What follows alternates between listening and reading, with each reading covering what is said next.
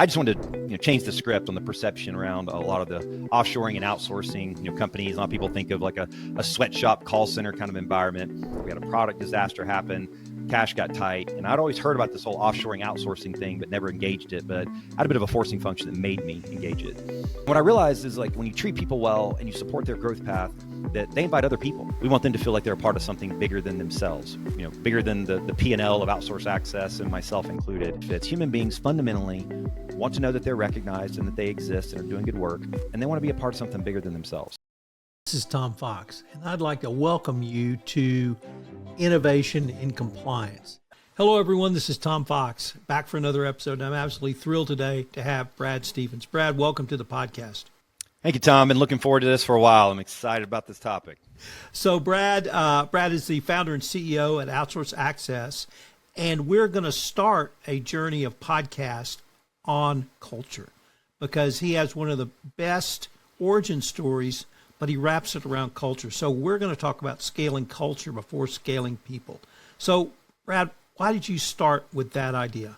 Well, there's the old phrase, culture, eats strategy, for lunch, and a lot of us say it, but I got a chance to really live and breathe it and see what an impact it's made, for us. I've always heard that through the years. And so it's always been the forefront of my mind to take care of our people. If you take care of your people, then everything else can kind of take care of itself.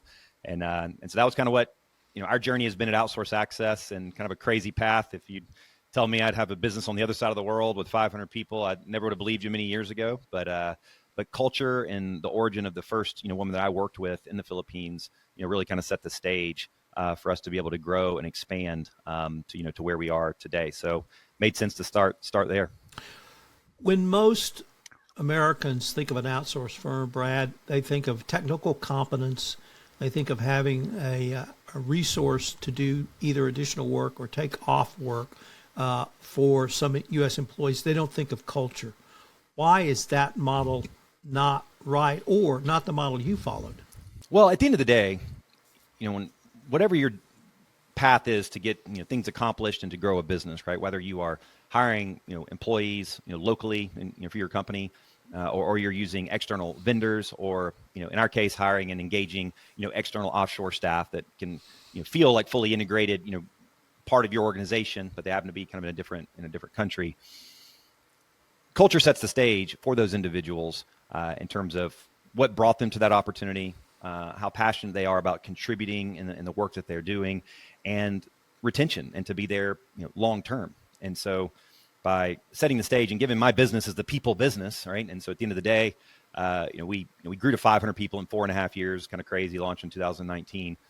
And very much a people business. And with people, it's central to us to be successful is making sure that our people are taken care of. And for me personally, I just wanted to change the script on the perception around a lot of the offshoring and outsourcing companies. A lot of people think of like a sweatshop call center kind of environment, but I really wanted to create an opportunity and a career path and an opportunity for growth for our employees in the Philippines that they wouldn't have had access to otherwise. So it's just the right thing to do, and it's what's given me so much passion and joy about growing and building this company. But by doing so, it translates into a great experience for our clients. I mean, there's always some things that can happen, but for the most part, it's translated into us getting the right kind of people who love what they're doing. They like working for Outsource Access. They like supporting and engaging our clients. And that's why we've had clients that have been with us 5-6 years, with 8, 10, 15, 20, up to 80 people that we've had because of creating the kind of environment where people want to come work and then they want to stay there, and then translates into a positive experience for our clients and retention and successful business model.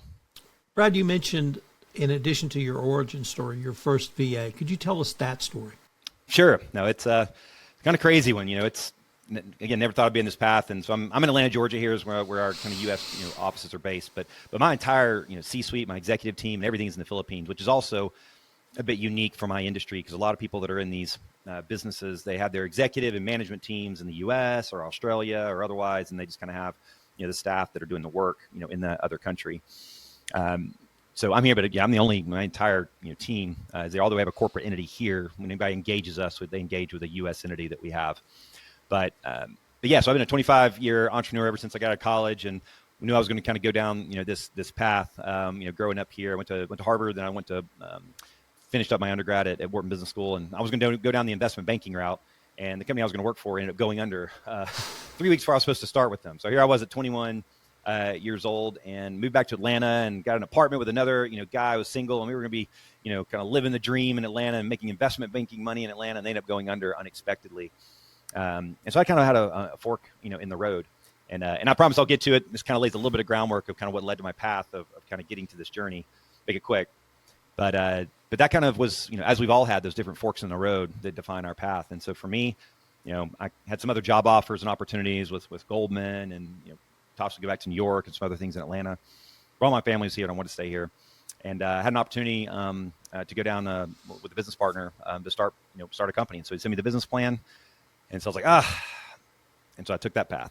So I turned down the other offers, moved back in with my parents at 20 years old. But fortunately, Tom, I got to keep my signing bonus. So I got 3 months severance pay and a signing bonus, and I never worked a day for this company, right? So I had this money in my pocket, and instead of being some of the seed money, I was able to kind of kick off that first business in the pharmaceutical space, actually helping low-income people qualify for free medications from the patient assistance programs. This is back 20 plus years ago. So went down that path, and literally the old story. I had my mom, my grandmother, and an aunt in in the dining room of my parents' house, answering phone calls from senior citizens all over the country, helping them qualify for these programs. But anyways, that began my journey, and so the last 25 years, built and grown a number of companies. And so what led to Outsource Access is the company I had before that. We manufacture and distribute teeth whitening products globally, and about 18 countries, sold to the beauty industry, the dental industry. And long story short, we had a product disaster happen. Cash got tight, and I'd always heard about this whole offshoring, outsourcing thing, but never engaged it. But I had a bit of a forcing function that made me engage it. And so started learning where to find individuals in different parts of the world, what they were capable of, and was just really blown away when I became a student of it. And so ended up engaging a lot of staff in different parts of the world that got things done, amazing quality work, very, very low cost, and helped me save that company. So I decided I wanted to bring that experience to other companies that I experienced, small and medium, and some slightly larger companies that we work with now. And so the very first young woman that I started working with, and I was drawn to the Philippines. And a lot of listeners are familiar, internationally, but at the time I wasn't as familiar, but realized that the Philippines is completely Americanized culture, right? So the United States controlled it till like 1947, so completely English speaking. You don't have the culture gap you have in a lot of other countries. So when I was working with different people in parts of the world, I was really drawn. And this young woman I first started working with, Giselle, she had never had a corporate job before. She had a small job out of college, never been a VA. She was the first person I found on a job board. We started working together. And Tom, crazy enough, that woman over the next number of years became my COO over 500 plus people. And so that was my initial journey with her, and started working with her, investing in her growth and development. Was incredibly pleased with how fast she learned, how quickly she engaged, and just supported her path and say, hey, how else can I invest in your growth and your learning? And, I paid her well. And in that journey, I just started seeing, and I hired a second and a third. I'm like, did I get a unicorn here? Or are there other people? And what I realized is, like, when you treat people well and you support their growth path, that they invite other people, right? Family, friends, and so forth. So I had a small team there. And so whenever we sold that last business, decided, I'm going to launch something. So that was my nucleus to start Outsource Access back in 2019. And then we were able to grow from there. But the culture element that Giselle and I had, and how I connected with her and treated her. And I got a chance, actually, right before that, being a part of Entrepreneurs Organization, EO, and I'm part of YPO as well, to speak at the United Nations headquarters. And I learned about the Sustainable Development Goals. And a couple months after I was working with Giselle, she sent me a picture, and she said, hey, these shoes in a circle in a village with these young children. And she said, Brad, because of the money that I'm making working with you, I was actually able to buy these shoes for these children that have to walk an hour back and forth to school. And so taking that along and blending it with the United Nations experience that I had, I said, you know what, Giselle, I don't know where this company is going to go, but we are going to initiate major give back initiatives aligned to that, to show our staff that we're committed to investing in their local community in the Philippines and being a part of something bigger than ourselves. And so that was the origin, a little long there, but the path that kind of led to our journey, she and I. And because of that loyalty and my commitment to her growth and development, she stuck by my side. We worked together and grew, the organization in the middle of a pandemic. On top of that, where I couldn't even go there for a couple of years, that kind of set the foundation. And then all the things we do culturally now, everything from having a magazine and a podcast, and everything that showcase our employees, that really kind of drives us to be an employer of choice in the Philippines. So for those listening to this podcast, you missed when I asked Brad that question. He had an ear-to-ear grin. So that's obviously something that's very special to him. I want to turn to the 10 pillars that you've used to build your culture. Could you just go through those for us? Sure. And there's a number of different elements that have kind of contributed to our organization. But I'll kind of walk through, when I kind of look at how we've laid them out. And so when I launched Outsource Access in 2019, as you all know, it was right before the big pandemic. And so it hit us pretty hard, and we ended up having to be in a distributed organization over there as well. That ended up working in our favor, kind of long term. But we run EOS in our business, and some elements also of scaling up, and also a number of other pieces of business operating frameworks. But a key element was getting super clear on our core values. So the first one there is just getting core values established. And everybody's got core values, Tom, and a lot of times they're sitting on a piece of paper in a drawer, they sit on a wall somewhere, and nobody in the company can actually repeat them and what they are. But they are a fanatical part of very intentional creation of these core values, and then they're a part of how we give feedback, appreciation. I mean, if you look at our company chat board, you will see these core values all over the place because we reference them consistently in our organization. And they spell the word great. And the reason why is a good old ode to Jim Collins. And anybody listening here that loves some Jim Collins, and as a quick aside, everybody's read his books and knows about him, but very few people know that at jimcollins.com, if you go click on concepts, he has this thing called the map, where he's tied all the concepts of all his books together in this one framework that is kind of one of our Bibles that we operate from, of disciplined people, disciplined thought, disciplined action to be built to last. And because of all that, it ends up being sort of as a node to that, kind of named our core values great after his first key book. So it's gratitude, relationship driven, everlong quest for improvement, accountability, right? Accountability to one another, and teamwork via thoughtful communication. And so those are key foundations that helped us, because you can't have a culture if you don't have kind of a North Star to kind of look at. Another element I'll kind of go through quickly is we incorporated from day one. So by incorporating the Philippines, it allows us to hire everybody as full-time employees there, right? So that's helping us attract people that want to pursue this as a career path, right? There's a lot of companies that hire people as, they have a really pretty website and so forth, but they really just hire people as contractors. So therefore, they just have high turnover because people are just doing it short term. So we go through thousands of applicants per month. We do IQ testing, emotional intelligence testing. We use a tool called Predictive Index to get the right people, because we are hire them as full-time employees because we're incorporated, right? The other thing that does is that when you're a part of a company in the Philippines, that if you go AWOL and kind of don't show up, it kind of goes on your permanent record longer term, right? And not that we want to leverage that, but we don't want that situation to happen with clients. So, if our employees want to take a different path, completely understand it, but they do have to give a 30-day notice because we're incorporated there. And that allows us to provide a much better sustainable experience, along with being able to provide benefits and life insurance and health insurance. Home first always. That's another element, again, kind of a bit of a forcing function because of COVID. But, when I went to go visit the Philippines and was deciding how to launch our operation and looking at all kinds of different places, I visited 20 different facilities over 5 days.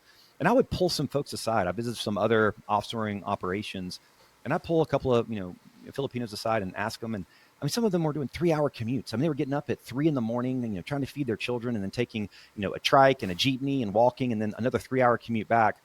And so it made us be committed to a work from home option. So we have a nice big corporate office there, 5,000 square foot kind of office. But it's really for some of our corporate staff and let some of our local staff that are there to co-work. But otherwise, we allow people to work, throughout the country. But we have all the, security measures and so forth to make sure Google Workspace Enterprise and so forth to make sure the security measures are there. But it's allowed us to access talent, and it's allowing these people to have connection to their families with their children.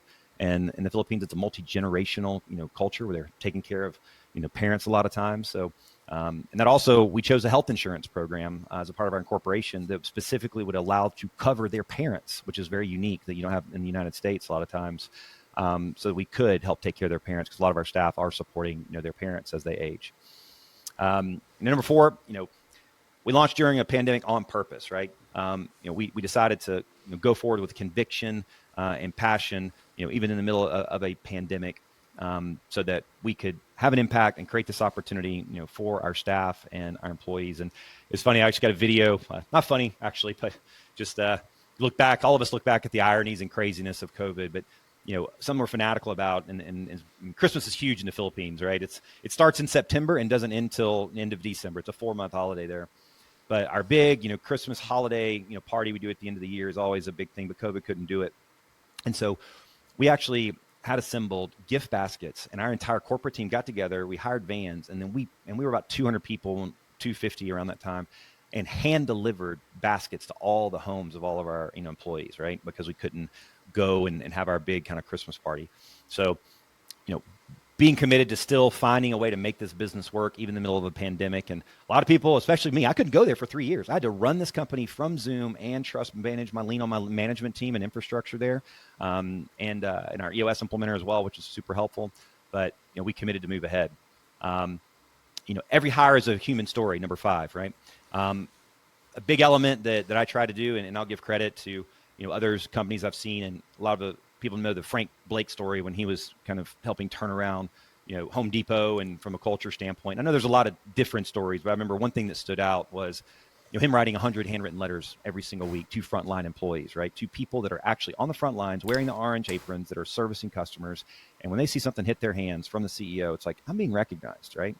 Because Tommy, aside from health insurance and good compensation and benefits, human beings fundamentally want to know that they're recognized and that they exist and are doing good work. And they want to be a part of something bigger than themselves, right? And so that's part of what we try to create. You can see actually an episode that Tom and I did, work that our staff has done for him. So check us out. Love to hear your journey. Well, Brad, thanks so much. And I look forward to continuing this conversation. Absolutely, Tom. Thanks for having me. I appreciate it. Thank you so much for listening to this episode of the award-winning Innovation and Compliance.